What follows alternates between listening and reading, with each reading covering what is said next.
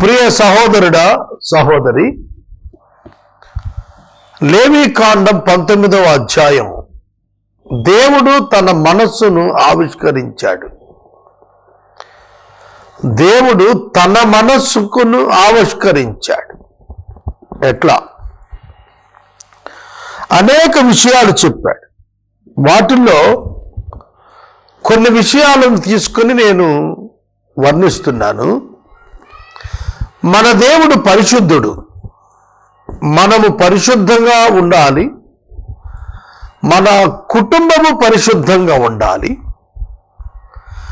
మన దేశము పవిత్రంగా ఉండాలి. That is the concept of God. ఇశ్రాయేలు దేశాన్ని గురించి దేవుడు ఈ మాటలు ఇస్తున్నప్పుడు, మీ దేశము పరిశుద్ధంగా ఉండేటట్లుగా చూసుకోవాలి. It is the commandment. మన దేశం పేరు భారతదేశం.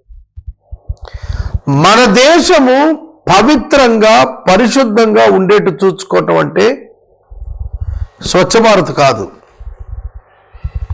శుద్ధ భారత్.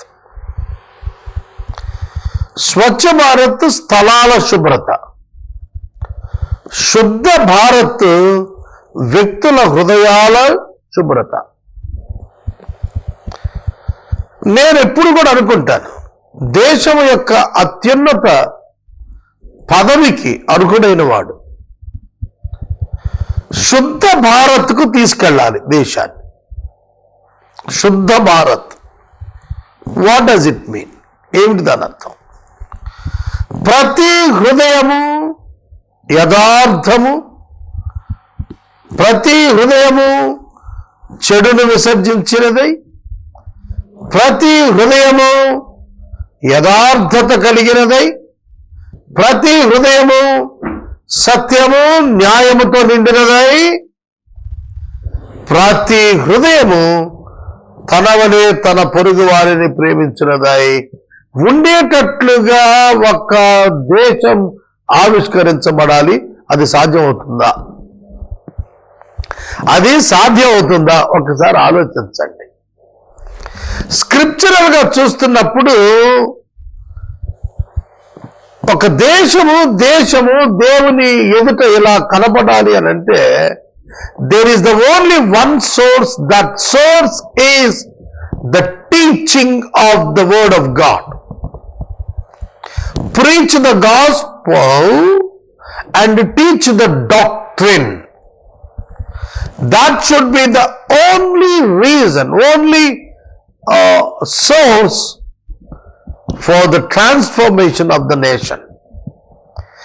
దేశం మార్పు చెందాలి అంటే సువార్త ప్రకటన, వాక్య వివరణ రెండే, మరొకటి లేదు. So that God wanted his people to be holy, so that God has given them the word. అందుకే దేవుడు వారికి వాక్యాన్ని ఇస్తున్నాడు. అందుకే మోషేని పిలిచి చెబుతున్నాడు, give this message to them and ask them to keep my commandments. నా ఆజ్ఞలు పాటించాలి, నా కట్టడలు పాటించాలి, నా శాసనములు, నా విధులను మీరు పాటించాలి. అప్పుడు మీ దేశం వర్ధిల్లుతుంది. అది దేవుడు చెప్పింది. దానికి 29వ వచనంలో బ్యూటిఫుల్ వర్స్ చెప్పాడు. మీ దేశము వ్యభిచరింపక, దుష్కామ ప్రవర్తనతో నిండుకొనక ఉండేటట్లు నీ కుమార్తె వ్యభిచారిణి అగుటకై ఆమెను వేశ్యగా చెయ్యకూడదు. నేను యెహోవాను. Do not profane your daughter by making her a prostitute, lest the land fall into prostitution and the land become full of depravity. అర్థమవుతుందా?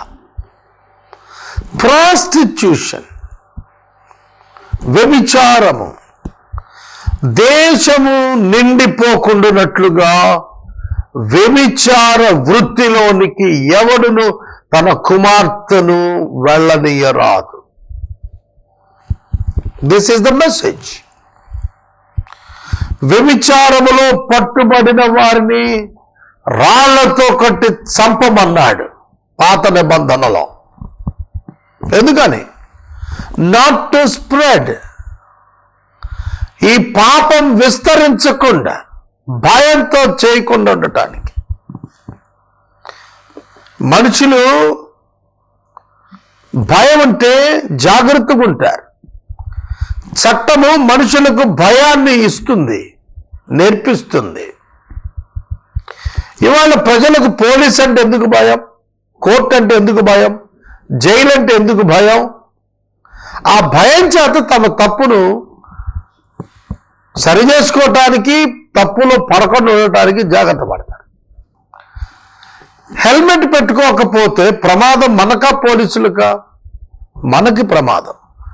రోడ్డు మీద యాక్సిడెంట్ అయితే చనిపోయేది మనమా పోలీసా? మనం చనిపోతాం. కాబట్టి హెల్మెట్ పెట్టుకోవటం మనకు మేలైనా మనం పెట్టుకోం, ఎందుకంటే ఇష్టం ఉండదు. ఒక అబ్బాయి అన్నాడు, అంకుల్ క్రాఫ్ చెరిగిపోతుంది అంకుల్ అస్తమానం, అందుకని హెల్మెట్ పెట్టుకోను అన్నాడు. నీ మొహం తగలడు, క్రాఫ్ తర్వాత సంగతి. నీ ప్రాణం పోతే హెల్మెట్ పెట్టుకో, అది చట్టం చేశారు. అర్థమవుతుందా? ప్రియమైన సహోదరుడా, సహోదరి, క్రాఫ్ జరిగిపోతుందని హెల్మెట్ పెట్టుకోకపోతే ప్రాణం ఎవరు కాపాడుతారు? కనుక చట్టం ఎప్పుడు భయాన్ని ఇస్తుంది. మనం చట్టానికి భయపడి ఉంటాం నేర్చుకోవాలి. కొందరికి చట్టం అంటే భయం ఉండదు, చుట్టంగా చేసుకుంటారు.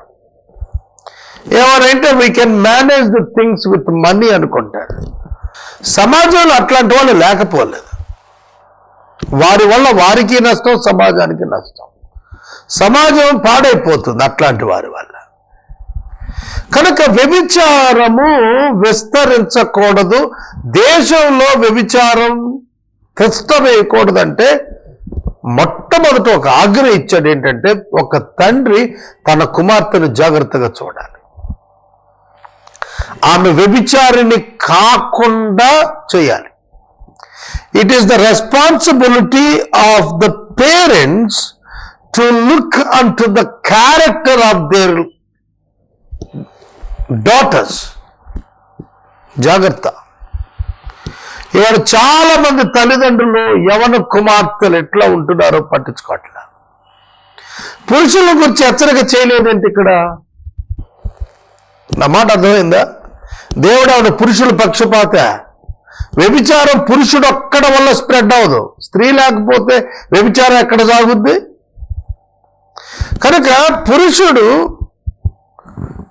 ఒక స్త్రీ లేకుండా వ్యభిచారం చేయలేడు. కనుక ఒక స్త్రీ వ్యభిచారానికి ఒప్పుకోకపోతే పురుషుడు ఆ కార్యం జరిగించలేడు. కనుక దేశము వేశ్యలతో నిండితే పాపముతో నిండిపోతుంది. దాని పర్యవసానం భయంకరంగా ఉంటుంది. ప్రపంచమే అనుభవిస్తోంది వాళ్ళ.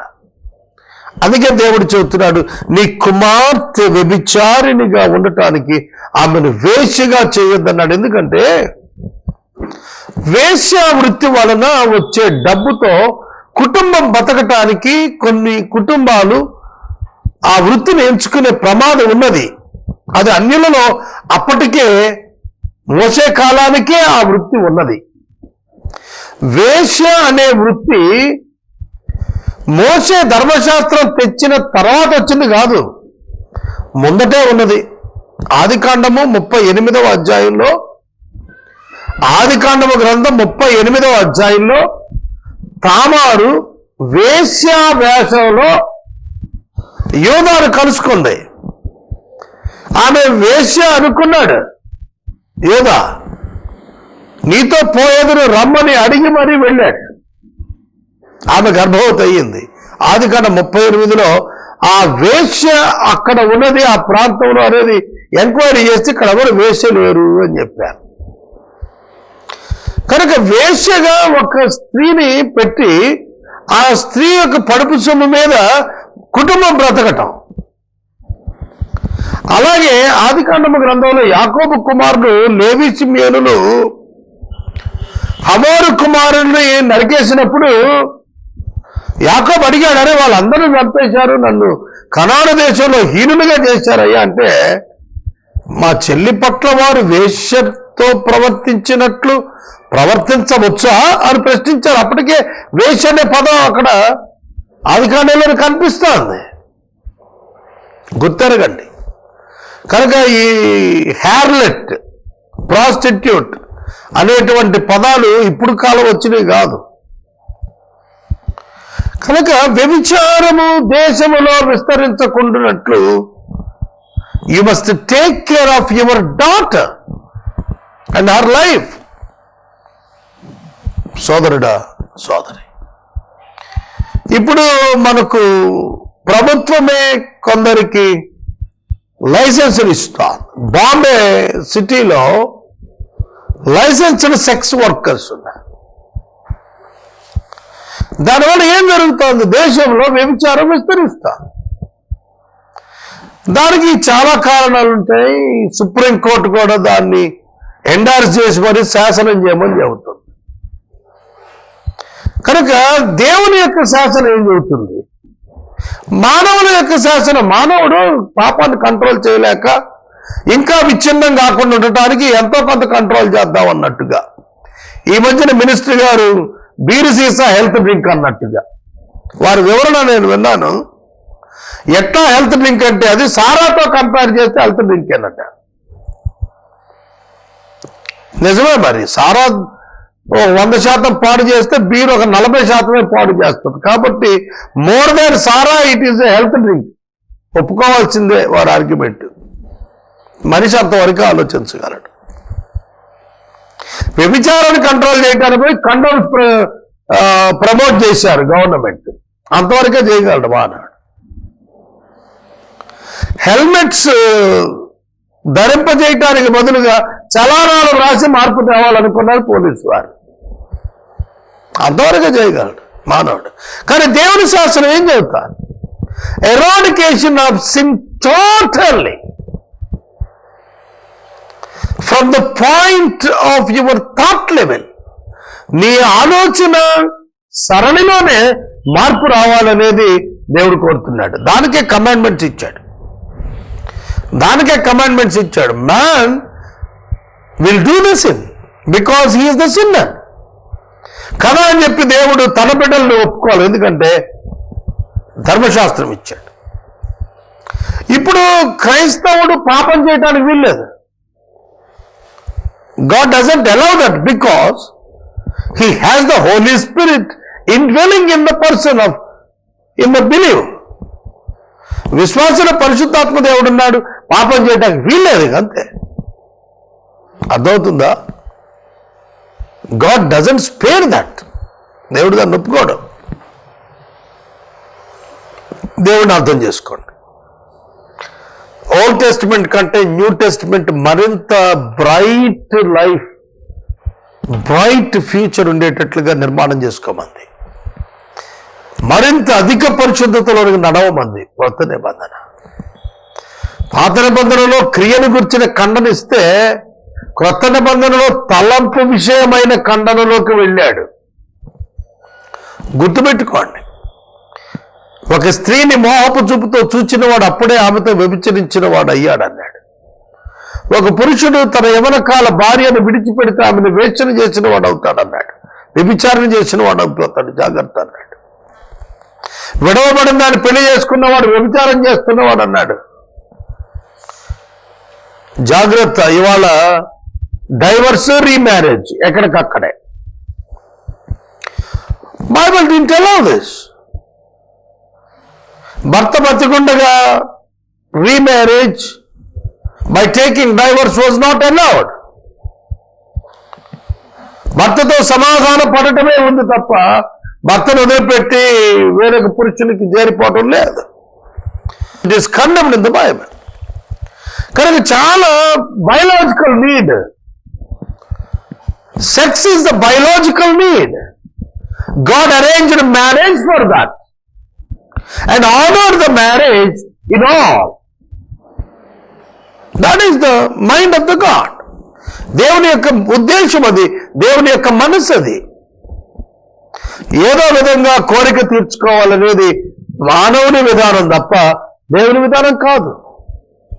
డబ్బున్నవాడు చాలా సౌఖ్యంగా బతుకుతూ, విలాసవంతంగా బతుకుతూ, తన కోరికలను డబ్బుతో నెరవేర్చేసుకోవటానికి తన శరీరాన్ని అపవిత్రపరచుకోమని బైబిల్ చెప్పదు. నువ్వెంత ధనవంతుడు అయినా నీకును పేదవాడికి ఒకటే చట్టం, దైవ చట్టం. You should not make an adultery. నువ్వు వ్యభిచరించకూడదు, అంతే. నాకు డబ్బు ఉందండి, వాళ్ళకి ఇష్టమైంది, నాకు ఇష్టమైంది, దాందే ఉందంటే your government May accept, but our God cannot accept. నీ చట్టం ఒప్పుకోవచ్చు, దైవ చట్టం ఒప్పుకోదు. నేను మనవి చేస్తున్నాను, మన కాన్స్టిట్యూషన్ కంటే కూడా Bible more rigid and more holy. చాలా పాప విషయంలో ఖండన ఖచ్చితంగా ఉంటుంది, మరియు పరిశుద్ధంగా ఉంటుంది, తెలుసునా? కనుక as a Christian you have more responsibility to lead your life Holi in the world. ప్రపంచంలో నువ్వు బతుకుతున్నప్పుడు నీ జీవితాన్ని మరింత పరిశుద్ధంగా ఉంచుకోవటం నీవు అభ్యాసం చేయాల్సిన బాధ్యత నీ మీదే ఉంది. ఇది నువ్వు నేర్చుకోవాలి. తరువాత వ్యభిచారం విషయం చెప్పి ప్రభువు, నేను యెహోవాను, నీ కుమార్తెను వ్యభిచారిణిగా చేయకూడదు, ఆమెను వేషిగా ఉండటానికి నువ్వు అనుమతించకూడదు. నువ్వు ఆమెను అనుమతించద్దు, ఆమెను చెయ్యొద్దు. అలా చేయొద్దు అంటే మరేం చేయాలంటే పెళ్లి చేసుకోమన్నాడు దేవుడు. God never hindered sex. దేవుడు నువ్వు సంసారం చేయొద్దు, నువ్వు ఆనందపడద్దని దేవుడు చెప్పలే. కానీ ఆనందించు నీ భార్య యందు మాత్రమే, నీ భార్యకు మాత్రమే బద్ధుడమై ఉండు, అంతే. ఎవరిని నువ్వు స్వీకరించరాదు భార్య స్థానములో. You should not have sexual contact with any other woman. You must have your sexual contact with your wife only. నీ భార్యతో మాత్రమే నీ యొక్క శారీరక సంబంధం పరిశుద్ధం, అది దేవుని దృష్టిలో కొనసాగించాలి. నీ పాన్పు నిష్కళంకంగా ఉండేటట్లు చూసుకోవాలి. పశువుల్లో ఉండకూడదు, మనం అన్యుల వలె ఉండకూడదు. దేవుని వాక్యం హెచ్చరిక చేస్తారు. తర్వాత మరొకటి 31వ వచనంలో నేను చూసింది ఏమిటంటే, కర్ణపిశాచి గల వారి దగ్గరకు పోకూడదు, సోదగాండ్రను వెతికి వారి వలన అపవిత్రత కలుగ చేసుకోకూడదు, నేను మీ దేవుడనైన యెహోవాను. క్రైస్తవ కర్ణ పిశాచాలు ఉన్నాయి, తెలుసా మీకు? ఈ మాట అంటే నాకు కొంచెం సిగ్గు కూడా అనిపిస్తుంది. క్రైస్తవ కర్ణ పిశాచాలు ఏమిటండి? కర్ణ పిశాచాలు క్రైస్తవుల పేరిట కూడా పనిచేస్తున్నాయి అని నా ఉద్దేశం. ఒక ఆవిడ ఉండేది, తెల్ల చీర కట్టుకొని శుక్రవారం పూట 10 గంటలకు పీట మీద కూర్చునేది. ఈ సోద చూయించుకునే వాళ్ళందరూ పోయేవాళ్ళు. అమ్మ, నా గాజులు పోయినాయి ఎక్కడున్నాయి, మా ఆవులు పోయాయి ఎక్కడున్నాయి, మా అమ్మ వెళ్ళిపోయింది వాళ్ళు ఎక్కడున్నారు, ఇట్లా పిచ్చి ప్రశ్నలన్నీ అడుగుతుండేవాడు. ఆ సదరు క్రైస్తవ మహిళ కళ్ళు మూసుకొని ఏవేవో పిచ్చి మాటలు చెబుతుండేది. ఇదిగో తూర్పు దిక్కుకి వెళ్తున్నారు, 10 కిలోమీటర్లలో ఉన్నారు. నేను ఇంటికి వెళ్ళి ఖండించి వచ్చాను. నా మీద ఉవ్వెత్తులు లేచారు. లేచారు, ఏమవుతుంది? ఖండించి వచ్చాను. సోదరుడా, సోదరి, కర్ణ పిశాచి దురాత్మ అది భ్రమ కలుగ చేస్తుంది, సత్యాన్ని చెబుతున్నట్టు. దాని చేతిలో ఏమీ లేదే, సమస్తం దేవుని చేతిలో ఉంటుంది. కర్ణ పిశాచి చేతిలో ఎందుకు ఉంటుంది? It bluffs you, it blames, ఇది మిమ్మల్ని భ్రమలోకి తీసుకెళ్తుంది, సత్యంలో తీసుకెళ్తుంది. సౌలు కర్ణ పిశాచి దగ్గరికి పోయాడు. సమూయేలును రప్పించమని కర్ణ పిశాచి దగ్గరికి వెళ్ళాడు. నాకొక్క మాట చెప్పండి, ఒక్కసారి ప్రభు సన్నిధికి వెళ్ళిన వాడిని కర్ణ పిశాచి తీసుకొచ్చి చూపించగలుగుతుందా? It's a similar spirit, it's not Samuel. అది సిమిలర్ స్పిరిట్. రేపు నువ్వు కూడా నా దగ్గర ఉంటావు అని చెప్పింది. అది అర్థమవుతుందా? He was a condemned man, cursed man, left by God. దేవుడు విడిచిపెట్టేసిన వాడు అతను. సౌలు మీద మీరు సాఫ్ట్ కార్నర్ నుంచి ఊహించబాకండి. God condemned that person. కానీ రేపు నువ్వు కూడా నాకులాగానే నాతో పాటు ఉంటావు అంటే అర్థం పరదేశంలో ఉంటాడన్నా? పశ్చాత్తాపడని వాడు పరదేశంలో ఉంటాడు. కనుక దేవుని వాక్యం చెబుతోంది కర్ణపిశాచి ద్వారా సొల్యూషన్స్ దొరుకుతాయని వెళుతున్నారు చాలా మంది. అందుకే ఈ జ్యోతిష్కులు, అందుకే ఈ ఎస్ట్రాలజీ చెప్పేటువంటి వాళ్ళు, చేతి ముద్దల్లో చెప్పేవాళ్ళు, అందుకే ఈ శాస్త్రాలు ఉన్నాయి కదా, వాస్తు శాస్త్రాలు చెప్పేవాళ్ళు, ఇవన్నీ ఆ కోవ కిందకే వస్తాయి. Other than the scripture, any way to find out the solution for your problems, that can be through the devil. దయ్యం చేతే అవన్నీ కూడా. అర్థమవుతుందా? వైద్యము దేవుడిచ్చిన కృప, శాస్త్ర పద్ధతి కలిగిన వైద్యము దేవుడిచ్చిన కృప. ఏవేవో చెప్పి మనుషులను భ్రమపరిచేటువంటిది, satisfying their minds and make them and take them into the darkness. Karnapishachi మనుషుల్ని చీకట్లో తీసుకుపోతుంది, ఆత్మీయ అంధకారాలకు నడిపిస్తుంది. అందుకని అన్నాడు, కర్ణపిశాచి కలిగిన వారి దగ్గరికి పోవద్దు, సోదగాండ్రుని వెతకద్దు, వారి వల్ల అపవిత్రత కలుగు చేసుకోవద్దు. సోదే, ప్రతివాడు సోదదయాన్ని ఆహ్వానిస్తుంది. ఆ సోదయం ఏదో చెప్పుద్ది, వీళ్ళు ఏదో అంటారు, సాటిస్ఫై అయిపోతుంటారు. ఆవిడ సోద కింద దీర్ఘం తీస్తూ రాగం తీస్తూ నీకు 3 పిల్లలు లేకపోతే ఒక 5 పిల్లలు అంటుంది. సోదగాండ్రను వెదకి వారి వలన అపవిత్రత కలుగు చేసుకోకూడదు, నేను యెహోవాను అన్నాడు. It is nothing but giving the place of God to the devil. దేవుని యొక్క స్థానాన్ని సాతానికి ఇవ్వటమే, దేవుని స్థానాన్ని సాతానికి ఇవ్వటమేనండి. అది ఎంతవరకు కరెక్ట్? అది ఖచ్చితంగా కానే కాదు. సహోదరుడా, సహోదరి, దేవుడు మనకు భవిష్యత్తు చెప్పటానికి ఇష్టపడలేదు, ఎందుకంటే మనకు అనవసరం. సోద దగ్గర మనం తెలుసుకునేది ఏంటంటే భవిష్యత్తే. అక్కడే మనం నష్టపోతున్నాం. ఇవాళ ఏం జరుగుతుంది అనేది పొద్దున్నే వారఫలం చదువుతాం, సాయంకాలానికి బేరీ చేస్తాం, అందులో రాసి ఉంటుంది నీకేదో ప్రమాదం ఉంది వెళ్ళద్దని, నువ్వు అంతా మాని కూర్చుంటావు. ఏమిటది? చాలా సందర్భాల్లో వారఫలాల్లో రాసినవి నాకు సంభవించినట్టుగా వచ్చేవి నాకు, కానీ వాటిని పరీక్షిస్తే అవంతా కూడా అబద్ధమే. కొన్ని విశేషాలు మనకు అలా అనిపిస్తాయి. సాతాను మనకు భ్రమ కలిగిస్తాడు. సహోదరుడా, సహోదరి, ఈ భ్రమ నుండి మనం తప్పించుకోవాలి. భ్రమ అంటే ఏమిటి? అలాగే ఉన్నట్టు అనిపిస్తుంది, అవును కదా? భ్రమ అంటేనే అలాగే ఉందనిపిస్తుంది. ఎండమావులు అరణ్యములో నీటి కొలనుల వలె కనబడతాయి, దగ్గరికి వెళితే అది ఇసుకే. అంతే మన జీవితం. దురాత్మను ఆశ్రయించిన వారు అలా భ్రమలో బతుకుతారు. వారు పరలోకానికి చేరలేరు. కనుక అల్టిమేట్ గోల్ ఏంటి? పరలోకం. దానికి చేర్చలేదు దయ్యం.